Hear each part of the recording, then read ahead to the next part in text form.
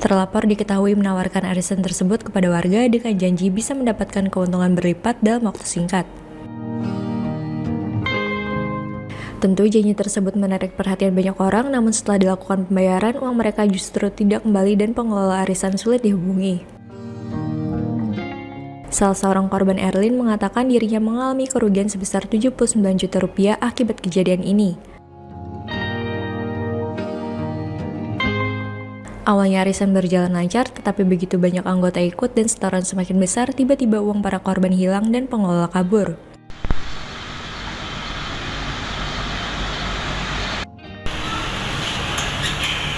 Siapa Mbak? Erlin.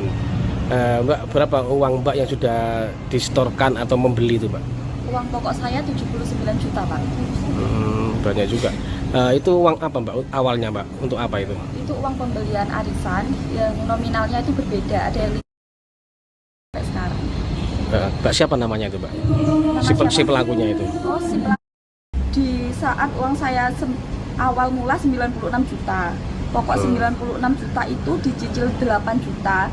Kedua 9 juta dalam bentuk penjualan meja yang ketika saya lapor di Polsek itu kan dikurs jadi 45 juta.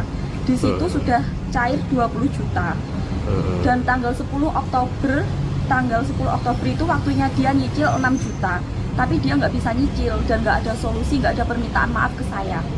Sampai sekarang Mbak ya? Iya, sampai sekarang. Mbak siapa namanya itu Mbak? Si pelakunya itu? Oh, si pelakunya namanya Afrilia Intan Panawa Pak. Anak mana nih Mbak? Anak Sumber Sono Lengkong. Dia beraksi sendirian atau sama teman-temannya dia? Dia beraksi sendiri, cuma dibantu sama suaminya. Gitu. Mbak, terus ke polisi ini mintanya bagaimana Mbak? Ya kalau bisa, sebisa mungkin ya uang saya itu dikembalikan Pak. Karena cari uang kan ya susah. Kalau nggak dikembalikan apa tuntut secara hukum Mbak? Iya, lebih dituntut secara hukum Pak, karena kita negara hukum. Siap. Kuasa hukum korban Tribrata Guntur Suseno mengatakan saat ini korban yang melapor mengalami kerugian dengan nilai yang bervariasi. Datang ke Polres Nganjuk terkait dengan adanya dugaan penipuan yang dilakukan seseorang yang berinisial AIP.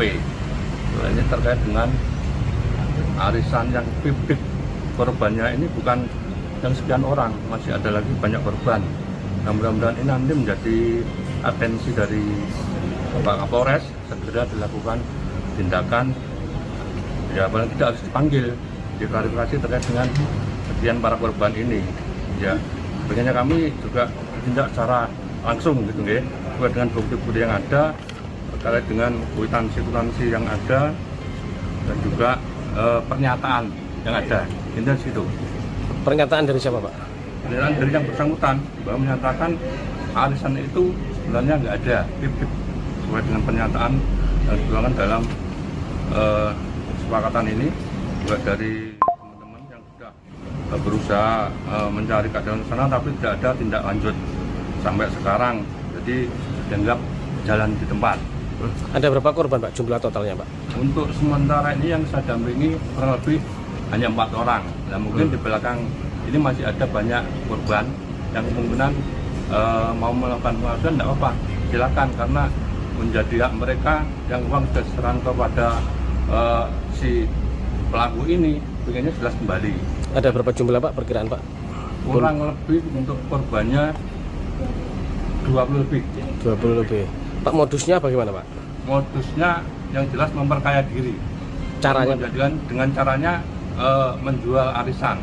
Jadi dari para korban ini membeli arisan yang dengan bayar dengan tunai sekian, dan nanti jangka berikutnya mau istilahnya keluar atau modal, tapi nggak modal sampai sekarang. Ya ini yang jadi permasalahan, sehingga tujuan mereka memperkaya diri untuk menunggu seseorang, bukan orang lain gitu. Ada berapa yang sudah disetorkan untuk membeli arisan itu Pak? Untuk sementara ini yang saya dampingi 4 orang ini kurang lebih 200 lebih. 200 juta lebih sampai 300 juta. Maksudnya membeli itu bagaimana Pak? Membeli karena itu ada perkenalan lewatnya, saya kurang paham, yang jelas dia menawarkan ada arisan ya.